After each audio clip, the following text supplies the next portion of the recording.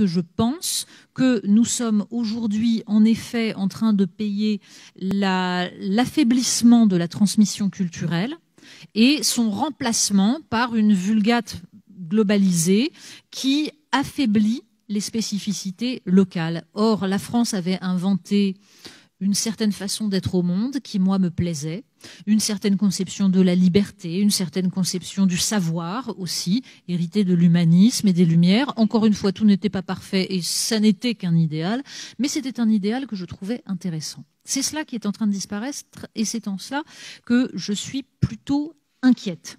Je ne me définirai pas, d'ailleurs, en fait, j'en ai un petit peu assez de cette espèce de, là aussi, de terrorisme intellectuel qui est en vogue, notamment dans les médias, mais aussi dans le monde politique, à travers tous les discours d'un Emmanuel Macron, par exemple.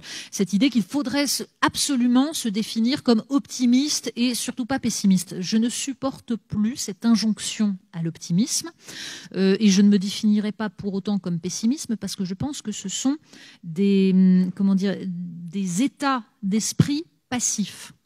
Je me fiche de savoir si je suis optimiste ou pessimiste, puisque ça consiste à attendre de voir les événements et de se demander si on s'imagine qu'ils vont être positifs ou négatifs. Moi, je suis volontariste, c'est-à-dire que le monde tel qu'il se dessine ne me plaît pas, et j'ai décidé de le dire.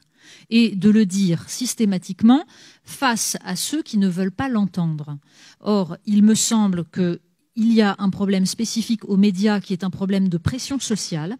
Ce n'est pas une censure qui est exercée dans les médias, c'est une autocensure qui pèse sur chaque journaliste parce que je connais nombre de journalistes qui n'osent pas dire ce qu'ils pensent, qui se taisent, qui sont en retrait. Pourquoi? Parce que tout simplement, ils ne veulent pas être dans le camp du mal. C'est tout de même très très désagréable. Moi, pour ma part, je n'éprouve aucun plaisir à me faire insulter, à me faire traiter de raciste, de xénophobe, de réactionnaire. Non, je n'aime pas ça. Non. Et je trouve ça parfois profondément injuste et ça me rend malade. Voilà. Donc, oui, c'est toujours un jeu.